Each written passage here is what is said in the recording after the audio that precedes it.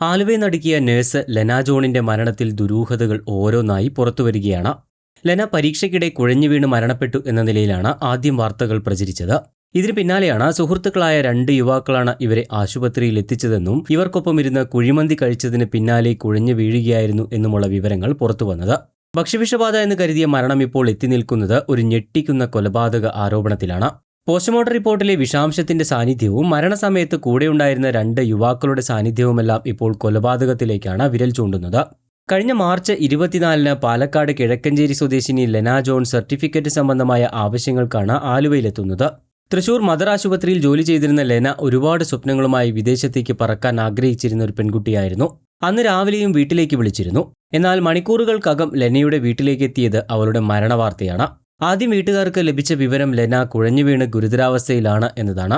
അത് വിളിച്ചു പറഞ്ഞതാകട്ടെ ലെനയുടെ കൂടെയുണ്ടായിരുന്ന യുവാക്കളിൽ ഒരാൾ ഡോക്ടർ എന്ന വ്യാജേനയാണ്. പിന്നീട് അവർ തന്നെ വിളിച്ച് മരണപ്പെട്ടു എന്ന വിവരവും അറിയിച്ചു. ലെനയുടെ മരണസമയത്ത് കൂടെയുണ്ടായിരുന്ന 2 യുവാക്കളുടെ സാന്നിധ്യമാണ് ഇപ്പോൾ സംശയത്തിന്റെ നിഴലിലുള്ളത്. ഇവർ ലെനയുടെ സുഹൃത്തുക്കളാണ് എന്നാണ് പറയപ്പെടുന്നത്. എന്നാൽ ഇവർ ഡോക്ടറാണെന്ന വ്യാജേന എന്തിനു വിളിച്ചു എന്നതാണ് വീട്ടുകാർക്ക് സംശയം ജനിപ്പിക്കുന്നത്. തങ്ങളോടൊപ്പം ഇരുന്ന് കുഴിമന്തി കഴിച്ചതിന് പിന്നാലെ ലെന കുഴഞ്ഞു വീഴുകയായിരുന്നു എന്നാണ് ഇവർ പോലീസിന് മൊഴി നൽകിയിട്ടുള്ളത്. കുഴിമന്തി കഴിച്ചതിന് പിന്നാലെ രക്തസമ്മർദ്ദം കുറഞ്ഞ ലെനയെ ഈ യുവാക്കൾ ചേർന്നാണ് ആലുവയിലെ നജാത്ത് ആശുപത്രിയിൽ എത്തിക്കുന്നത്. അവിടെ നിന്നും വിദഗ്ധ ചികിത്സയ്ക്കായി മറ്റൊരു ആശുപത്രിയിലേക്ക് മാറ്റാനും ആശുപത്രി അധികൃതർ അറിയിച്ചു. എന്നാൽ ഇതിനിടയിൽ മരണം സംഭവിക്കുകയായിരുന്നു. പോസ്റ്റ്മോർട്ടം റിപ്പോർട്ടിൽ വിഷം ഉള്ളിൽ ചെന്നതാണ് മരണകാരണമെന്ന സൂചനയുണ്ടെന്നും ഇതിൽ അന്വേഷണം വേണമെന്നും കുടുംബം ആവശ്യപ്പെട്ടിട്ടുണ്ട്.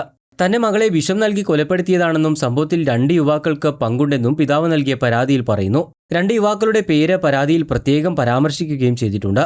മകൾക്ക് സംഭവിച്ചതുപോലെ ഇത്തരമൊരു അനുഭവം മറ്റാർക്കും സംഭവിക്കരുതെന്നും കുറ്റക്കാരെ നിയമത്തിന് മുന്നിൽ കൊണ്ടുവരണമെന്നും സമഗ്രമായ അന്വേഷണം വേണമെന്നുമാണ് പിതാവായ ജോണിന്റെ ആവശ്യം.